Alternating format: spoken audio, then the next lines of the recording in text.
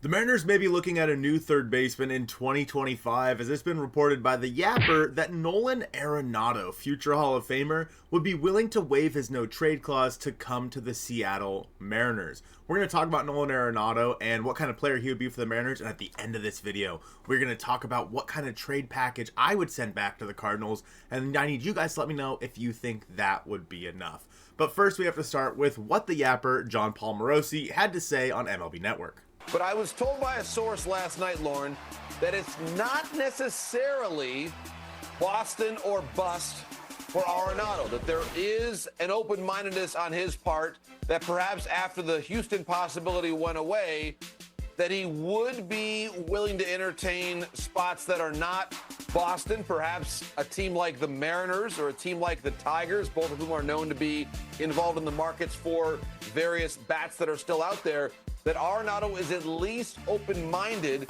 to places like Detroit or Seattle in a way that he might not have been a month ago when more options were there in front of him. So certainly, yes, Boston probably is still top of the list. Competitive team, great place to hit. His swing would play really well there. But I'm told, Lauren, in the last 24 hours that Boston is not the only team right now that Arenado is willing to waive that no-trade clause for a trade to go to. So it's interesting to note that, as Morosi says here, Arenado is willing to waive his no-trade clause to the Mariners or to the Tigers. Obviously, the Tigers were in the playoffs last year. The Mariners obviously missed the playoffs, but it's not just the Red Sox anymore, who seem like a good fit for him, but then they would have to move Rafi Devers over to first base, and what does that do with Tristan Cassis? A lot of moving parts there, whereas a team like the Mariners or the Tigers have a much easier hole to fill, a much more open hole to fill. He also notes that Nolan Arenado, using his full no-trade clause, actually declined the opportunity to be traded to the Houston Astros as to be their third baseman to replace Alex Bregman. In that deal, it was rumored that the Cardinals were willing to send $15 to $20 million to Houston to help offset the contract of Nolan Arenado. Now, we'll talk about that more in just a second, because when we talk about his contract, obviously money is a big part of it for the Seattle Mariners, so keep that in mind. But first, I just want to kind of look at the fact that he originally was not willing to go to like the Astros or something like that, but now as he gets closer to opening day, Nolan Arenado's desire for the 2025 season may be changing, and the Cardinals obviously want to get out from underneath that contract. The Mariners could be a really good fit. Let's take a look at his offensive numbers here and see if Nolan Arenado would be a good fit for the Mariners. Now, again, we all know that Nolan Arenado is one of the best third basemen in the history of baseball, especially one of the best defensive third basemen in baseball history. He put up a 2.5 WAR last year, played 152 games. He did hit 16 home runs with 71 RBI, walked 44 times. He struck out 92 times. His career strikeout rate is 14%, way lower than anybody else on the Mariners right now. He hit 272, 325, 394, good for a 101 OPS plus. Now, obviously, this is far and away nowhere near the years that he had put up previously. Obviously, in 2022, he was a 7.7 WAR player, one of the highest in all of baseball. He had hit 30 home runs, hit 293, 358, 533 with a 151 OPS plus, and he is still a decent defender over there.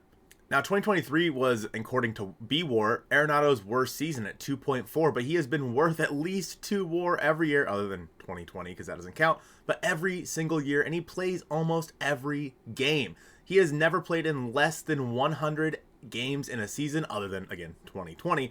That is a huge upgrade for the Mariners, obviously, a guy you can count on every single day over there at third base.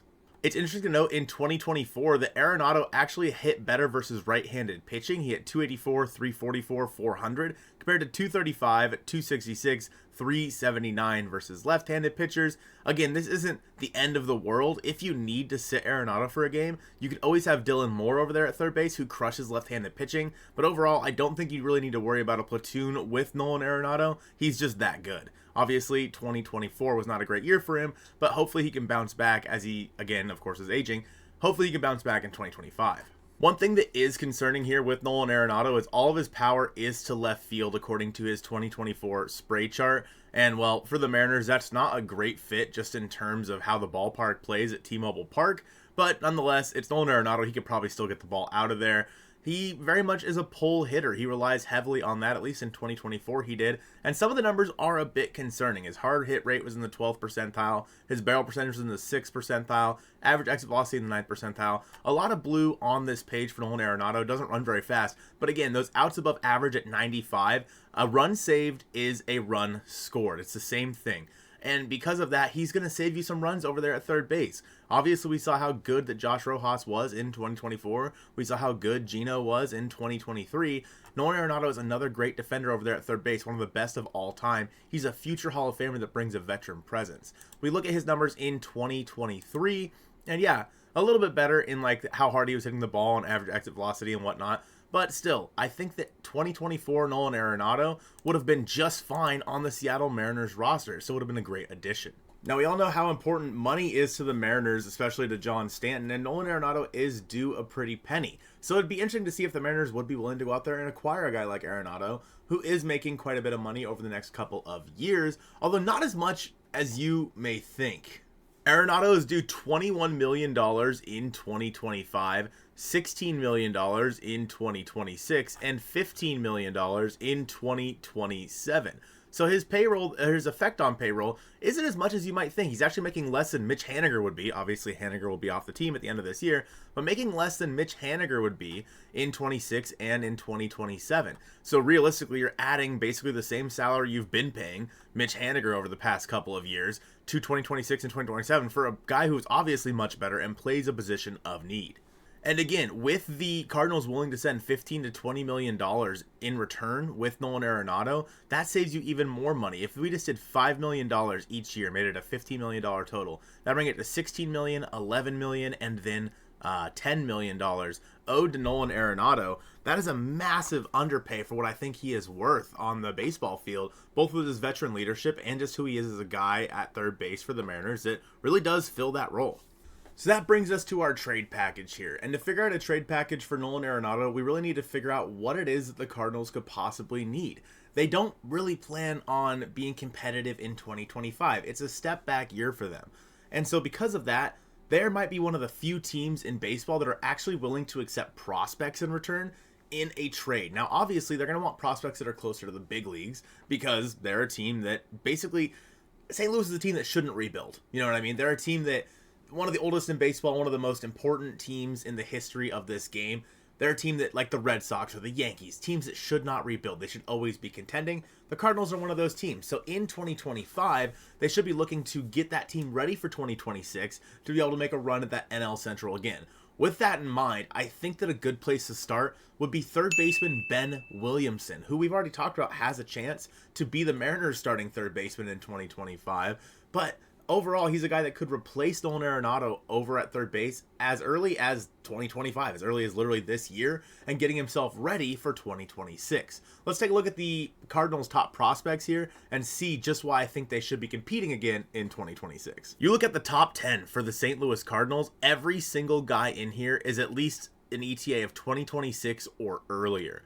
You have a few guys that are already in the MLB, like Tink Hence or Thomas Segas, or however the heck you say his name, Sagasi? I don't know how you say his name. Takoa Roby. Well, these are some crazy names on here. Oh my goodness. But all of these guys are expected in the big leagues this year, already there, or in 2026. And you scroll down through their prospect rankings, every single guy up until number 18 is expected 2026 or earlier. Ben Williamson fits that crop of guys, a guy who could be ready as soon as 2025, a guy who could take over for Nolan Arenado. So I think you start the package with him. Williamson is your number 15 on the Mariners' top 30 prospects list. I would also be willing to trade Tyler Locklear in that deal. Now, a lot of things have to change for me to be willing to do that. The Mariners need to go out there and sign like a Justin Turner or somebody like that for me to be willing to trade Tyler Locklear. But if they do want a couple of infielders in Locklear and in Williamson, both guys that can contribute this year, or maybe it's Ryan Bliss instead, I think that I am absolutely willing to do that. With that being said, the hard part with this trade package is the Mariners will be taking on, what, $16 million, which we know is the high watermark of what they're willing to spend in this offseason. That doesn't bode a lot of confidence here. So, and I don't love what I'm about to say. If the Mariners include Mitch Haniger in this deal to St. Louis, okay, bear with me here, they're going to have to go a little bit higher on their prospect list. So,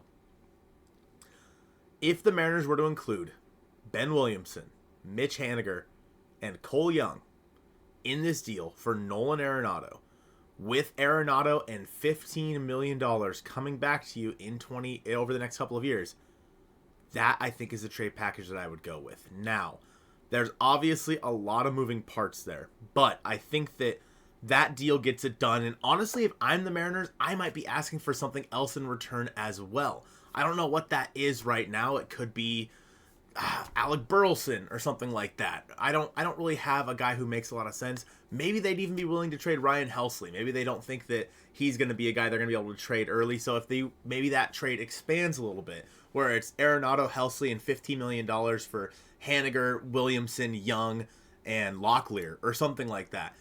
The trade gets a little messy, but the Mariners need to save money on this deal. Otherwise, it would never happen. And to do that, if they were to trade Mitch Haniger over there to the St. Louis Cardinals, they'd still be in the same spot they're currently in, but be getting a better player back in return to put at third base, where Mitch is going to be a glorified bench guy at the most. Let me know in the comments down below how you guys feel about that trade, or if that trade will work. I appreciate you guys watching this one, and go Mariners.